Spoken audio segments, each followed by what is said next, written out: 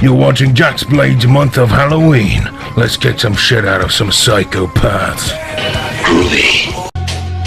How about you transform into someone who can get some bitches, monkey? Yo dudes and dudettes, your friendly neighborhood JaxBlade is back, and happy October. And on this month of Halloween, let's start off talking about some villains. Cause me and my friend got in this conversation where we were talking about what friggin' type of training do you think Frieza did? Cause this fool's gains have gone absolutely astronomical. Phenomenal cosmic powers! And so I started wondering, how would the evil emperor of the galaxy actually train? Because they showed us nothing in that crap movie he came back in, and then in the series they only gave us a glimpse of him whooping this poor fool's ass. So I started thinking, what has Frieza told us, and what have we actually seen from him that we could currently assess until they actually show us in the series what he did for training? So if any of what I'm saying is right in the future, which could very well be possible since this motherfucker's real now too, you have permission to spam me with this meme. But if not, all good, this is just how I figured Frieza would be getting them gains, so let me hypothesize. Nerd time. First, how do Saiyans get stronger with their training? Well, I have a ton of YouTube videos in depth on that very thing, so be sure to hit that bell icon and subscribe because you'll never be bored here, but let's do a quick refresher. They typically do push-ups, handstand push-ups, sit-ups, key attacks, screaming power-ups, key blast tanking, shadow boxing, sparring, dodge practice, and some heavy-ass weightlifting. Now we know what Frieza can do physically, but has he given us any hints to what he's been through to do what he does? Well, actually, yes! During the Namek Saga when he was fighting Goku, he said something that caught my eye. Here's what he said in the manga.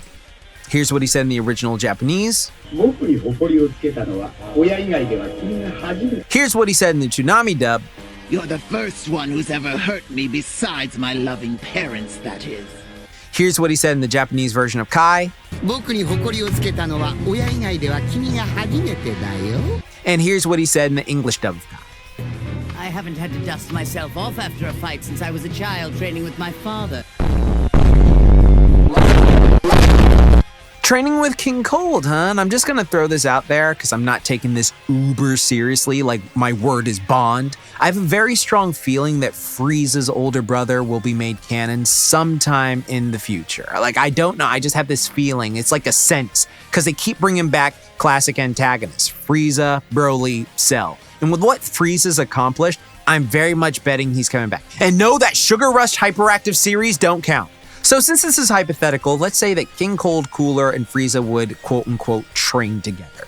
Frieza even says, I haven't had a workout this great in ages, so that could entail sparring, which works because he's fighting comparable opponents. He even dunks on Paragus for saying him and Broly would fight because, you know, if one party is vastly above the other in combat, while it's an insane workout for the weaker party, it's pretty much just light casual exercise for the more advanced. That's it? So Frieza sparring with his dad and maybe his brother, and knowing how strong these two are, well, this one, since we never saw Cold in action, we could only assume.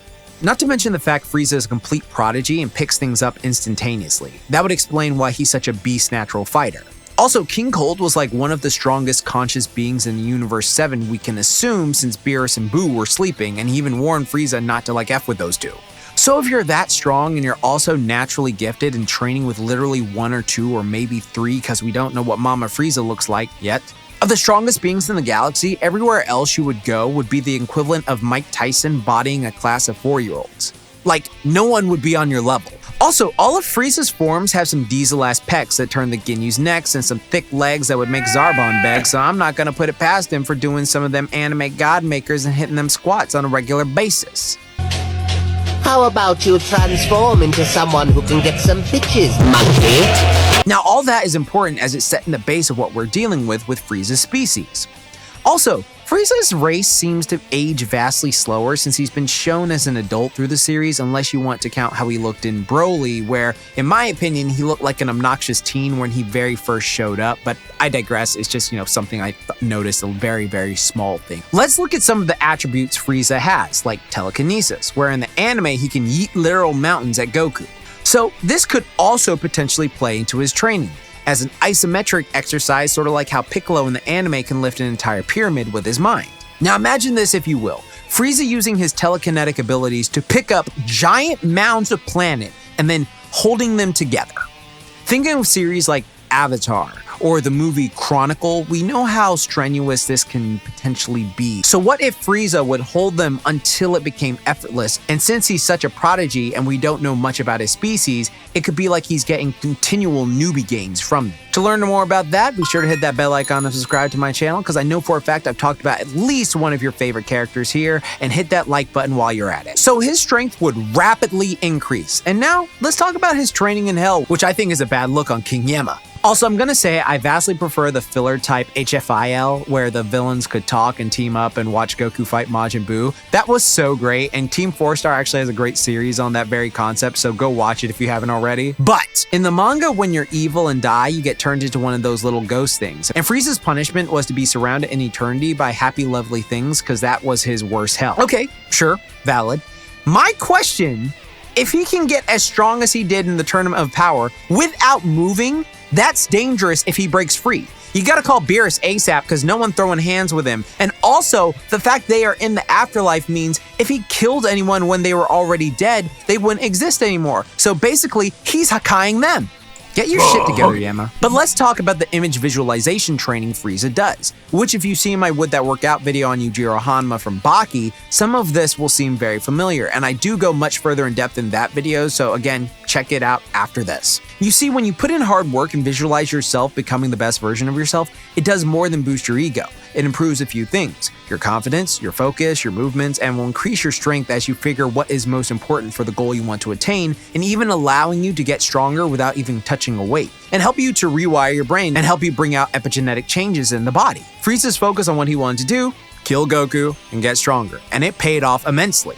So if Frieza can do all of this and then goes into basically a hyperbolic time chamber dimension for 10 years, it makes sense why he's such a monster nowadays. Again, all of this could be false, and we may see how he actually trains in the future, but if I hit any of these nails on the head, you can be like, Jax called it, Jax called it. Because I f***ing called it! But anyways, thank you for watching, and if you made it to the end of the video, type in Hyperbolic Frieza. It lets me see who watched all the way through, and it's fitting for Frieza's gains. And my question to all of y'all is, which Frieza form is your personal favorite? Form 1, the form in that little pod thing he's always in.